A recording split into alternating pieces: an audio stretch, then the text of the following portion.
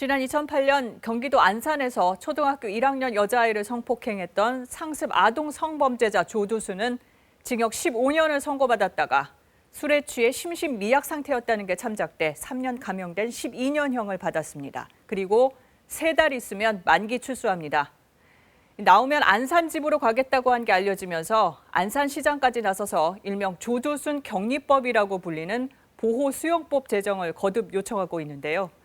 이승재 기자가 안산에 가서 시민들 얘기 직접 들어봤습니다. 초등학교 1학년 학생을 성폭행하는 등 끔찍한 범행을 저질러 징역 12년형을 선고받고 오는 12월 출소를 앞둔 조두순. 출소하면 고향 안산으로 돌아가겠다고 밝힌 상황. 시민들과 학생들의 불안감은 커지고 있습니다. 어디서 어떻게 마주칠지 모르기 때문입니다. 자주 봐도 잘 모르거든요. 그러면 아무래도 좀 불안하고 그냥 거리에 돌아다니기 좀 꺼끌스럽다 막 이런 얘기도 하고. 행동에 그런 왔다 갔다 하는 거에 대한 제한이 있는지도 모르겠고 특히 밤에도 아직은 위험한 부분들도 있으니까. 학교에 등교하던 초등학생 여아를 납치해 인근 공사장으로 끌고 가 성폭행한 혐의를 받고 있습니다. 우리 아가 와 저런 일을 당했는데 지금 진정하게 됐어요. 소원이 그러고 있는 게 창피하나? 아빠한테 뭘 창피하겠어? 와 영장이 안 나오는데 아직 증거가 충분치 않아요. 아가 저런데 조사를 받으라고. 그 나쁜 아저씨 아줌마한테 말해줄 수 있겠나?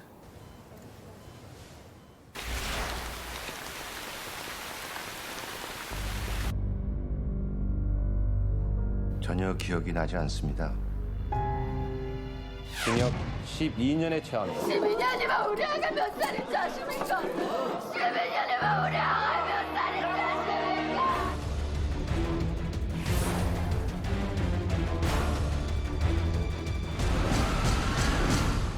2020년 12월 13일 조두순이 출소합니다. 조두순이 쉽게 잊혀지지 않는 그런 이름이잖아요. 네, 맞습니다. 사건 초기에는 나영이 사건이라고 불렸잖아요.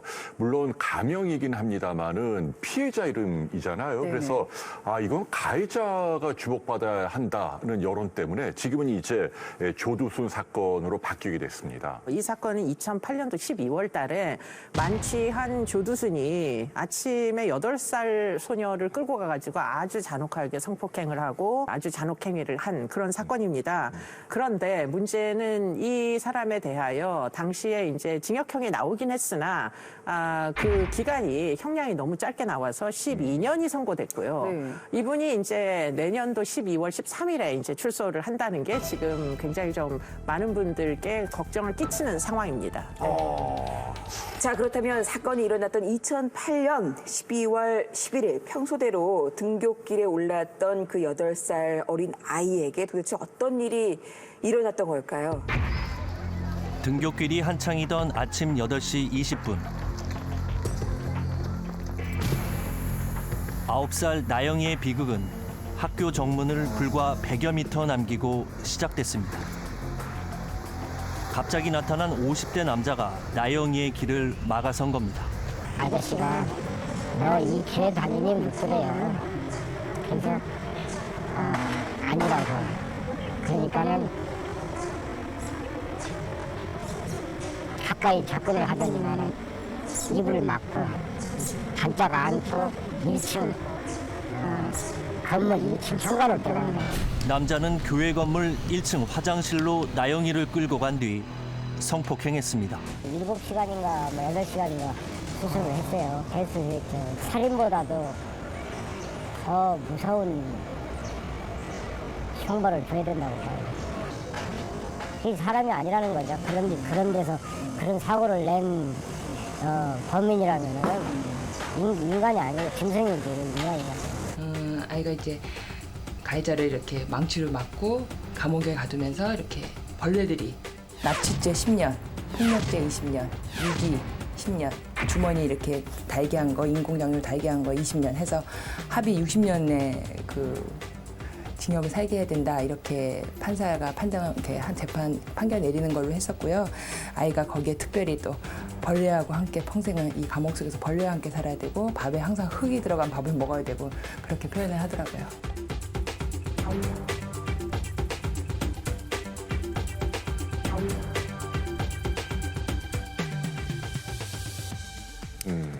경찰이 피해자에게 성폭행범 용의자 사진을 몇 개 보여줬고 거기서 피해자가 용의자의 얼굴을 직접 지목을 했고요. 지목된 용의자인 조두순의 집을 수색한 결과 이 사건 현장에서 채취한 지문, 또 가해자의 옷가지와 운동화에 남아있던 피해자의 혈흔 등이 증거가 돼서 조두순은 체포돼 징역 12년형, 7년간 위치 추적 장치 부착, 5년간 정보 공개 처분을 받게 된 사건입니다. 네, 많은 분들이 이 사건에 대해서 가장 분노하는 포인트는 형량이 너무 작다 이런 부분이거든요, 교수님. 네, 형량이 너무 작죠. 이게 이제 비난 가능성이나 뭐 일반인들의 이제 어떤 가치 기준에 보면 12년이라는 거는 애가 이제 제대로 성인으로서 사회생활을 하기도 전에 이제 나오는 거다 보니까 이게 정말 뭐 책임을 다 진 거 맞냐. 뭐 형사처벌의 제일 큰 목적은 응보인데요. 이게 응보주의적으로 뭔가 이제 국가가 대신 복수를 해주는 그 충분한 복수에 해당하냐. 전혀 그렇지가 않습니다. 네. 그러다 보니까 법원도 당시에 이게 이제 아동 강간 살해 사건들이 몇 건이 일어났어요. 그래서 형량을 높여야 되겠다라고 생각을 하고 법률을 개정을 해가지고 아동 성폭행 같은 경우에 아이가 목숨을 잃지 않아도 무기징역까지 선고할 수 있게 법률 개정을 한 직후에 일어난 사건입니다. 그래서 재판부에서는 전에 비해서 무기징역까지를 내릴 수 있는 형량을 놓고 고민을 사실 했었어요. 그런데 더 큰 문제가 됐던 것은 지금 알코올 중독이었습니다. 이 조두순이라는 사람이 그날도 밤새 술을 마시고 새벽 시간대에 온 동네를 배회하다가 결국은 지금 어린애를 발견을 해가지고 성폭행이 일어난 거잖아요. 그러다 보니까 범행 당시에 만취 상태였을 것이다라고 추정을 하고 그리고는 이제 심신미약이 됩니다. 그렇게 되면 심신상실이나 심신미약을 적용할 수가 있는데 술을 먹고 그래도 휘청휘청하지만 돌아다닐 수 있는 상태니까 상실의 상태는 아니고 미약이다라고 인정을 해가지고 상당 부분 이제 무기징역까지 범위 중에서 좀 줄여서 12년형을 선고한 것으로 그렇게 알고 있습니다. 네. 그리고 더 문제는 이 조두순의 경우는 더 용서가 안 되는 게 네. 블랙아웃도 아니에요. 왜냐하면 자기 부인에게 범행을 저지른 다음에 이야기를 했다는 거예요. 집에 돌아가. 그러니까 집에 돌아가서 기억을 했다는 거 아니에요. 또 뻔뻔한 거죠. 그러게요. 네. 자, 그런데 또 더 말이 안 되는 일은요. 1심에서 12년을 선고받은 조두순이 자신의 형량이 너무 무겁다면서 항소를 했다는 겁니다. 참 말이 안 되는 거 아닙니까? 너무 뻔뻔해도 얼굴이 너무 두꺼운 거 아닌가 싶은데요. 자, 조두순, 그는 도대체 어떤 사람이길래 이렇게 뻔뻔한 것일까요? 영상을 보고 저희가 이야기를 계속 나눠보도록 하겠습니다.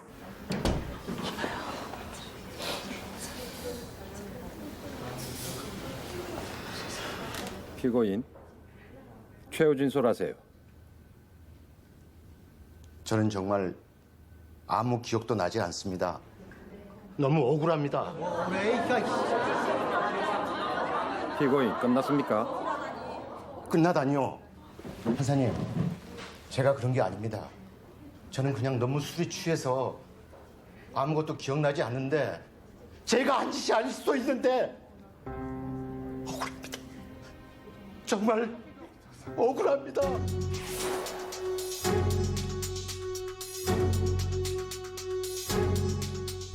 살인의 경우 2명을 죽여도 무기징역을 안 받은 경우도 있다. 그러니까 아동 성폭행에 대해서 12년을 선고했으면 현행 기준으로 보면 그렇게 약하다고는 할 수 없었다. 사실 범인이 청산유수처럼 말을 잘하는 사람이어서 무죄 선고 가능성까지 있었다. 그러나 조두순은 최종 선고가 확정되기 직전 최후 진술에서도 자신의 무죄를 주장한 것으로 알려졌습니다.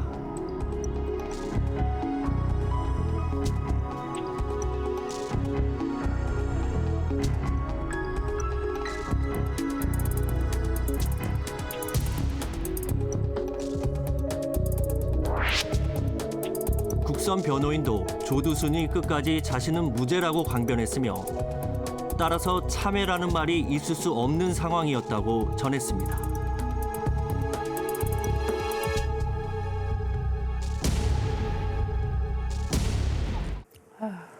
조두순 출소가 이제 불과 1년 1개월이 남은 상황입니다. 현재 1952년생인데 나이는 만 67세입니다.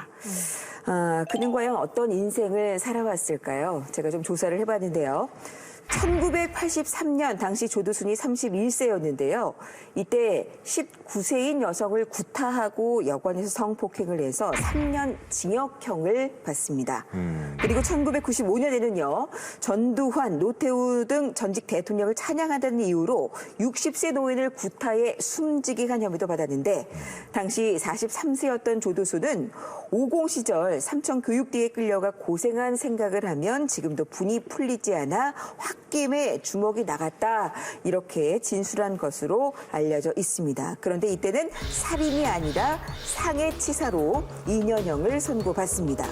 이 외에도요, 잦은 폭력 전과 등으로 조두순 사건이 발생하기 전에 이미 전과 14범으로 7년 4개월의 수용 생활을 한 것으로 알려져 있습니다. 자, 교수님, 이 정도면 조두순 같은 경우는 굉장히 이제 폭력적이고 이제 분노 조절이 전혀 안 되는 사람이다 이렇게 생각이 드는데 어떻습니까? 그렇다고 봐야 되겠죠. 그죠? 예, 지금 이제 전과 14범, 예컨대 지금 14번의 전과 안에서도 징역을 갔던 이제 전과가 이제 2번 이상, 3번 이상 있고요. 그리고는 지금 그 외에도 지금 뭐 성폭력에다가 상해치사까지 인명피해까지 냈던 사람입니다. 그런데 이번에도 아동 성폭력 사건이었고 사실은 이제 다행히도 피해 아동이 목숨을 건졌으니 망정이지 이것도 얼마든지 살인이 될 수 있는 그런 이제 상황으로 아이를 그냥 방치한 채로 결국은 도주한 이런 이제 상황이다 보니까 이런 것들을 이제 아마도 이제 판결 전 조사 단계에서 다 평가를 했던 걸로 보입니다. 재범 가능성이 굉장히 높은 부류에 속한다. 예컨대 사이코패스 평가 도구에서 이제 몇 점인가요? 그 기준이 25점인데 지금 조두순은 29점이다. 그렇기 때문에 사실은 굉장히 위험한 수위의 위험성을 지닌다 이런 문제고요. 이런 사람들은 일반적으로 이제 공감 능력이 현저히 떨어지고 지금 자신의 행동을 통제하기가 굉장히 어렵다고 알려져 있습니다. 그 일반 연쇄 성범죄자들의 평균 점수는 14.5점이라고 하네요. 또 부녀자 10명을 살해한 연쇄 살인범 강호수는 26점? 또 27점. 그러니까 오히려 조두순보다 더 낮았다는 얘기잖아요. 그러니까 이제 보통 보면 25점을 넘는 이제 이 중범죄자들 같은 경우에는 대부분의 범죄자 집단에서 상위 거의 1%도 채 되지 않는 사람들이 지금 이 정도를 차지하거든요. 그렇기 때문에 재범 가능성은 뭐 현저히 높다 이렇게 봐야 되겠죠. 그런데 보통 아동 성폭행범하고 조금 달라요. 왜냐하면 조두순은 성인을 대상으로 성폭행을 해서 감옥에 갔잖아요. 이런 경우도 있나 보죠?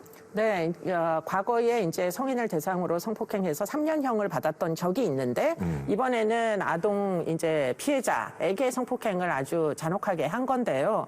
아동 성범죄자가 크게 두 가지 유형이 있다고 연구물을 들여서 이제 보고를 하는데 하나는 아주 소아 성애가 심해가지고 피해자로 아동이 아니면 안 되는 타입들이 존재한대요. 네. 그런데 조두순은 그런 타입은 아닌 거죠. 그렇기 때문에 좀 더 젊은 시절에 20대, 30대에는 또래 여성들을 대상으로 성인이죠. 성인을 대상으로 성폭행을 했다가 나이를 먹으면 먹을수록 피해자 연령이 낮아지는 타입에 속한다는 겁니다. 그런 사람들을 리그레스트한 타입이다 이렇게 얘기를 하는데 일종의 퇴행성 이제 유형이라고 볼 수가 있는 거죠. 점점 나이가 들면서 더 연약하고 방어 능력이 없는 아이들에게까지 성적인 이제 폭행을 가한다. 그런 차원에서는 사실은 내년도에 출소를 해도 이 위험성이 과연 완전히 증발했다고 볼 수 있겠느냐 이 부분에서 상당히 좀 걱정이 되는 측면이 있습니다. 자, 이 조두순 사건을 지휘했던 당시 형사과장은 조두순에 대해서 이렇게 증언을 했다고 합니다. 집안에서 이제 압수한 옷가지에서 피해자 혈흔이 나오는 등 증거가 굉장히 명백한데도 조두순은 끝까지 혐의를 부인했다. 범행에 대해서 이제 인정하느냐고 물으면 기억이 절대 안 난다. 이런 식으로 얼버무리고 뻔뻔하고 굉장히 흉악한 놈이었다. 이렇게 증언을 했다고 해요. 네, 그뿐만 아니라 그 조두순 집안의 이불 밑에 흉기 2자루가 발견이 됐대요. 아, 실제로? 네, 근데 뭐라고 증언을 했냐면 나는 이걸 이렇게 이불 안에 넣어두고 잠을 자야 편하게 잠을 잔다. 이렇게 태연하게 말을 했을 정도라는 거죠. 야. 그런데도 희한한 건 이 가족들의 증언은 좀 달라요. 특히 부인 이야기를 들어보면 조금 어이가 없습니다. 자, 조두순 사건이 일어난 후에도요, 그의 부인은요, 남편은 죄가 없다라면서 탄원서를 직접 제출했다고 합니다. 근데 더 뻔뻔한 것은 조두순 본인도 자신에게는 죄가 없다면서 300장이나 1심 전까지 탄원서를 스스로 적어서 냈다고 해요. 참 뻔뻔하지 않습니까? 자, 그런데 부인의 탄원서에는 조두순이 평소에 집에서 밥이며 반찬이며 빨래며 이 모든 것을 다 20년 동안 해왔다라는 내용이 담겨 있었고요. 그리고 부인이 생계를 책임졌고 조두순은 이렇게 집안의 모든 일, 집안일을 다 해왔다라고 이렇게 증언을 했다고 하는데 뭐 가령 뭐 부인이 퇴근할 때 퇴근 시간을 맞춰서 뭐 목욕물을 받아놨다. 뭐 이렇게 다정을 했다. 그리고 부인이 화가 났을 때는 한 번도 나에게 조두순이 화를 낸 적이 없다. 뭐 이렇게 예의 있는 사람이다라고 증언을 했다고 하는데 이게 정말인지 참 믿을 수가 없는 대목인데요. 교수님, 이게 참 조두순이 이중인격자라고 봐야 되는 건지 조두순의 부인이 거짓말을 하는 건지 정말 저희는 좀 헷갈려요. 네, 헷갈리고요. 저희 입장에서는 거짓말이다라고 이제 확신이 드는 부분이거든요. 어떻게 생각을 해야 되는 겁니까? 근데 뭐 이제 그 지금 말씀하신 내용들은 꼭 조두순에게만 해당하는 건 아니고요. 그러니까 재판을 받는 피고인들을 위한 탄원서나 또는 반성문의 신뢰성을 얼만큼 인정을 할 수 있느냐 여부거든요. 그런데 일반적으로 이제 피고인이나 피고인의 가족들은 피고인에게 이제 재판에서 유리할 수 있는 모든 이제 그 정보들을 다 재판부에다가 제출하기 위한 노력을 하고요. 그런 차원에서 보면 지금 아까 말씀하신 탄원서의 내용이 상당히 신뢰성이 떨어진다 이렇게 볼 수 있겠죠. 왜냐하면 이 지금 조두순이라는 사람이 폭력 전과가 10번이 넘는 사람인데 그중에 성폭력 전과나 더군다나 이제 사람을 손으로 때려가지고 사망을 시킨 상해치사 혐의까지 있어요. 그러면은 이런 사람이 과연 더군다나 알코올 중독이었는데 집에서는 천사고 밖에 나가서만 그렇게 폭행을 하고 다닐 수가 있겠느냐. 사실은 그러기가 매우 어렵죠. 사람이라는 게 비교적 일관성이 있어서 안에서 폭력적이면 밖에서도 폭력적일 수밖에 없고 뭐 상당 부분 이제 그런 개연성으로 봤을 때 지금 여기서 20년 동안 너무나 다정했다라는 이야기는 다정할 때도 있었겠지만 한편으로는 상당 부분 포악한 면도 틀림없이 있었을 것이다 이렇게 추정할 수밖에 없고요. 더군다나 제일 큰 문제인 건 뭐냐면 집안에서 가정폭력 가해 행위를 하잖아요. 그러면 피해자들이 자기 남편이 재판을 받으면 대부분 탄원서를 씁니다. 왜냐하면 돌아올 것이 너무 뻔해서 다시 돌아왔을 때 나에게 다시 또 폭력적인 행위를 할 것이 두려워서 그렇기 때문에 탄원을 하는 경우들이 많이 있어요. 지금 조두순도 지금 출소를 하면 집으로 돌아가겠다라고 공언을 하고 있고 아내도 돌아올 수밖에 없음을 인정하는 상황입니다. 만약에 그런 상황이면 지금 이 아내가 과연 남편의 나쁜 점을 그대로 고발할 수 있을까요? 저는 지금 이 아내분도 상당히 앞으로의 안녕이 좀 걱정되는 상황이 아니겠느냐 이런 생각이 듭니다. 네. 더 소름 끼치는 게 뭐냐면 그 조두순이 얼마 전 출소한 깜빵 동기에게 편지를 보냈는데 뭐라고 적혀 있냐면 나는 술에 취해서 전혀 기억이 없으며 만약 내가 그런 짓을 했다면 천벌을 받아 마땅하다. 라고 적었다는 거예요. 네. 아직 인정을 안 하네요. 이것도 다분히 뭔가 이 자기를 변호하기 위한 제스처로 보인다는 얘기죠. 그렇죠. 아닌가요? 어떻게 네, 보세요? 맞죠. 네, 출소를 준비하고 있는 것으로 보입니다. 예컨대 출소를 해서 자기가 살던 연고지 이미 전 국민이 다 알고 있는 그 지역으로 돌아갔을 때 이웃들이 그러면 다 손가락질을 하면서 전부 이제 비난을 할 거 아니에요. 그때가 염려돼요. 지금 이제 그 교도소에서 있던 동기라는 사람을 통해 가지고 결국은 전 국민들에게 내가 좀 나아졌다라는 걸 알리고 싶은 거죠. 그래서 내가 나갔을 때 나를 그렇게 손가락질하고 괴롭히지 말라 이런 뜻에서 이제 그렇게 굳이 이제 편지를 보낸 것으로 보이고요. 근데 문제는 이분이 이제 교도소 안에서 여러 가지 요즘은 이제 성폭력 치료 프로그램들을 운영을 하거든요. 그런데 문제는 치료 프로그램을 운영했던 이제 교정 직원의 이야기가 재범 가능성이 지금 줄어들지 않았다라는 거잖아요. 그럼에도 불구하고 이렇게 편지를 쓰는 것은 상당 부분 더군다나 태도상의 문제가 있다 이렇게 볼 수밖에 없는 거죠. 그럼 일종의 언론 플레이다 이렇게 보는 거예요. 그럴 가능성이 꽤 있어 보입니다. 잔성을 모르는 그의 이런 일관된 태도 때문에 국민들은 분노와 두려움을 함께 느끼고 있는 것 같습니다.